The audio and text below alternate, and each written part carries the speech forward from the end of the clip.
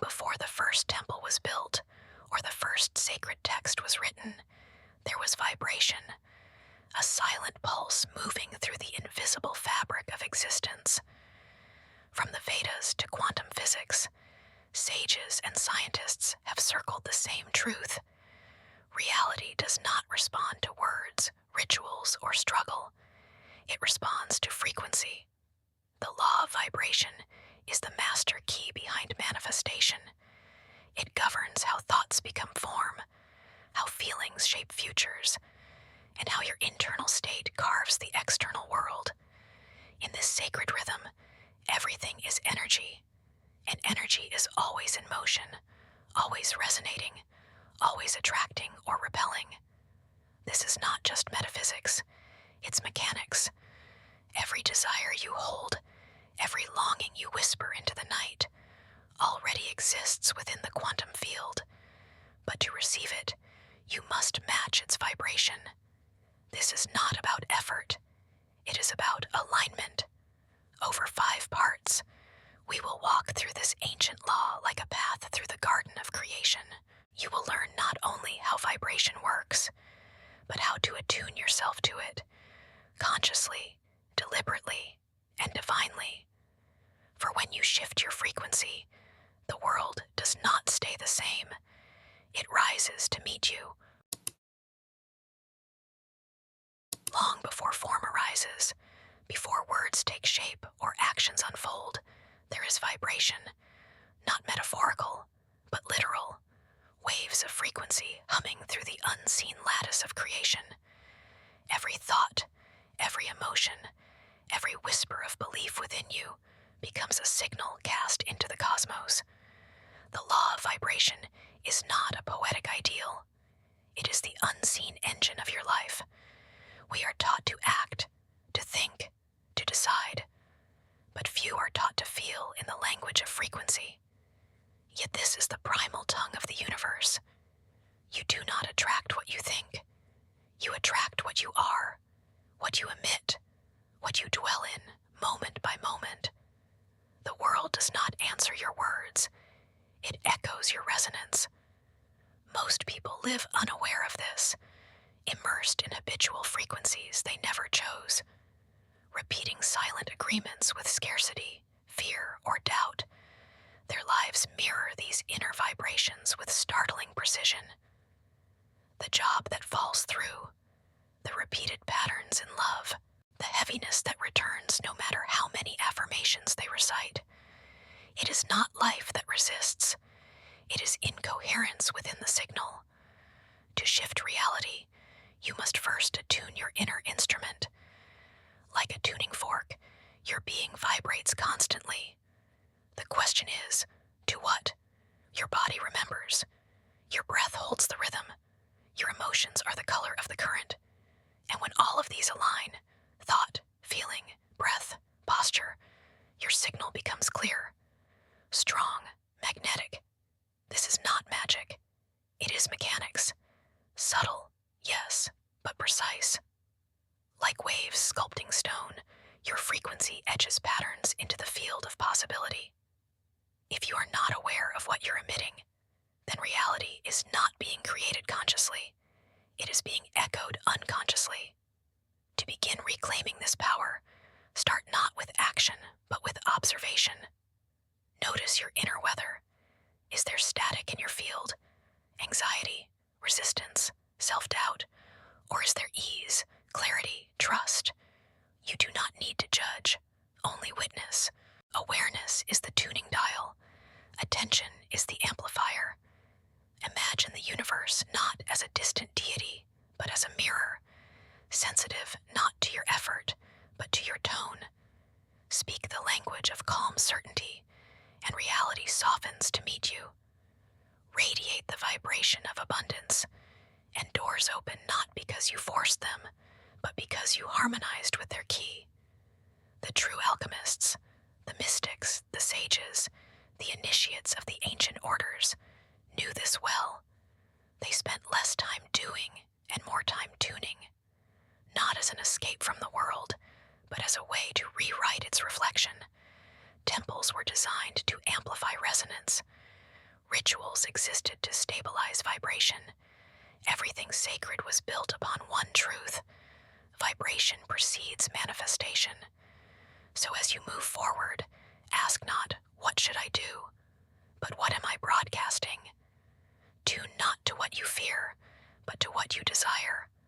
Hold it like a sacred tone within your chest, and soon enough, the world around you will begin to hum the same song.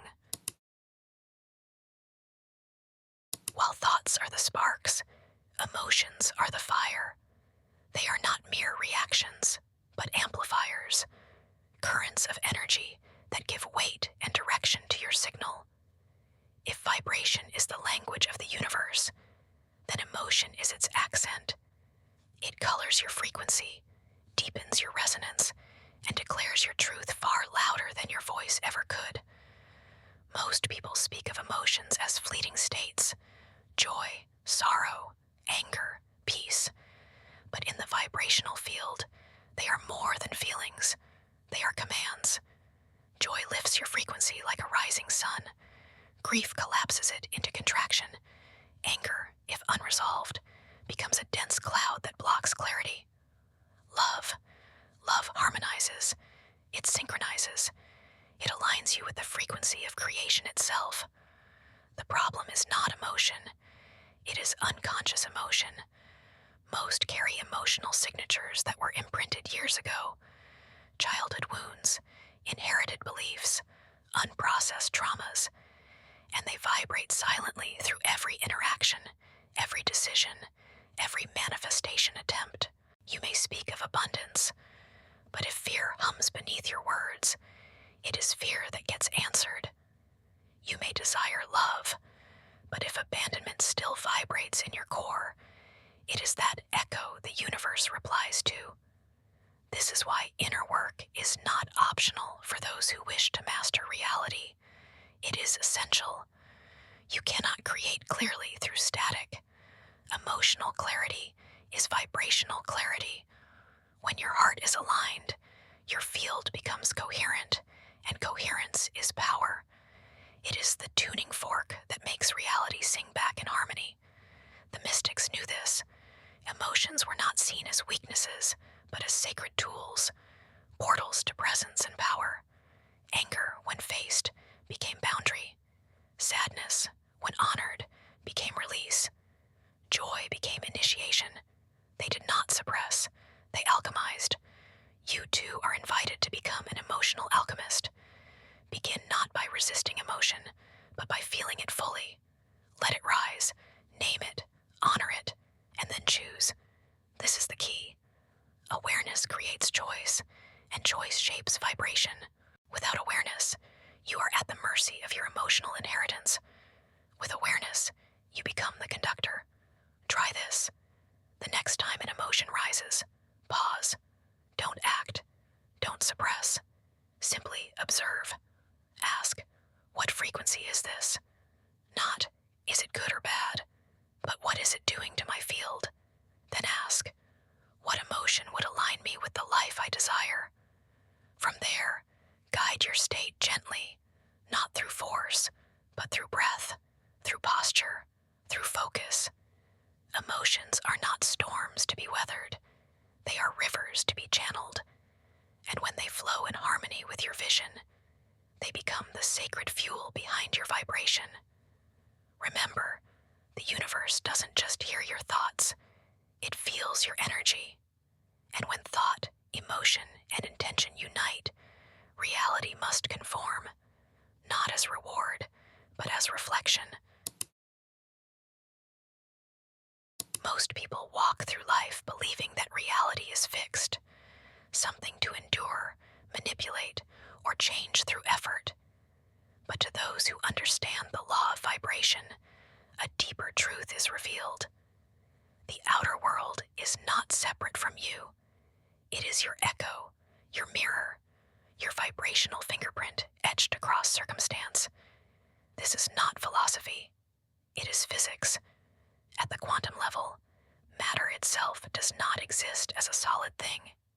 It exists as potential, waiting to be shaped by observation, intention, and energy.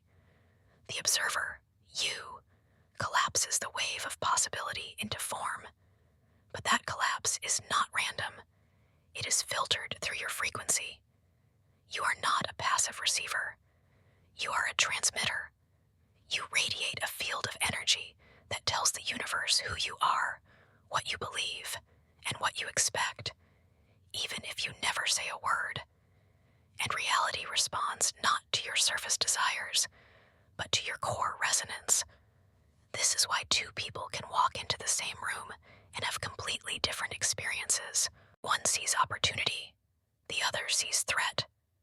One is greeted with warmth, the other with resistance. The room is the same, but the field they broadcast is not. Reality, like water, conforms to the shape of its container, and your frequency is the container. To change your world, you must begin with your inner weather. This is the path of the vibrational master. It is not about controlling outer events. It is about attuning inner energy so completely that outer events no longer happen to you, but through you. Begin to notice the mirror, not with judgment, but with curiosity. What patterns keep repeating? What emotions return like old songs on a loop? What types of people or problems seem to find you again and again? These are not coincidences. They are reflections of an unresolved tone within your field, one that continues to call forth matching energy. The key is not to hate the mirror, but to honor it. It is not your enemy. It is your teacher. Every frustration is a message. Every delay, a vibration in disguise. When you understand this, you stop asking, "Why is this happening to me?" and begin asking, "What am I broadcasting that this reflects?" And then you shift, not through force, but frequency. You sit with your body. You clear the breath. You recenter the mind. You rewrite the script from the inside. You raise the tone, even slightly, and the mirror changes. This is the quiet miracle of vibrational work. Nothing outside you needs to change for everything to change. Your reality is not a prison. It is a projection. Adjust the lens, and the picture becomes unrecognizable. So, remember, you are not reacting to life. You are dialoguing with it. Every moment is a feedback loop. Every outcome, a return signal. Tune your frequency, and the universe must return the echo.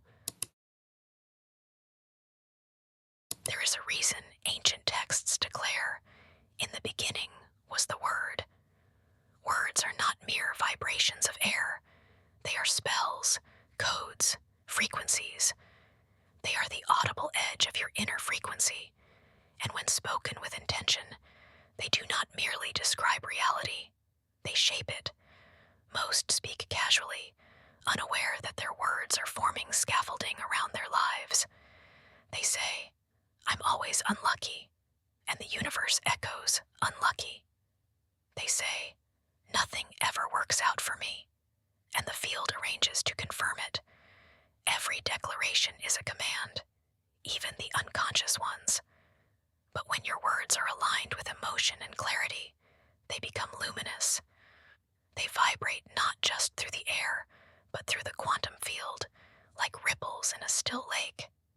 Each one touches possibility and coaxes it into form.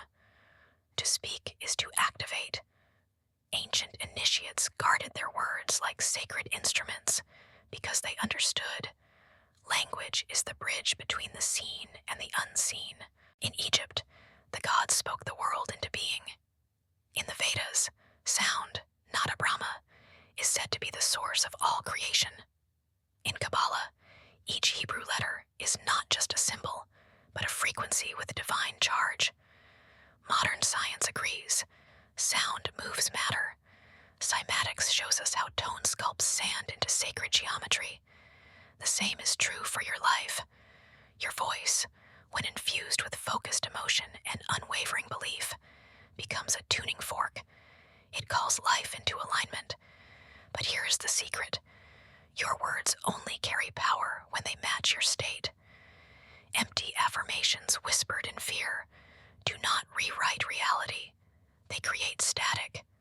But a single sentence spoken in truth, with the full backing of your being, becomes a spell the universe cannot ignore. So when you speak as the architect. Don't beg the universe. Command it through coherence. Say what is real, not just what is visible. Declare not just what you want, but what you already embody. Use words to sculpt your future like clay in sacred hands. Start simple. I am ready. It's already mine. I release what no longer resonates.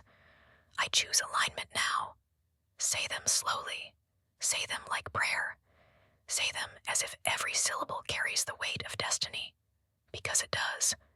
And most of all, listen. Because once spoken, the universe listens back. Doors begin to creak. Winds begin to shift.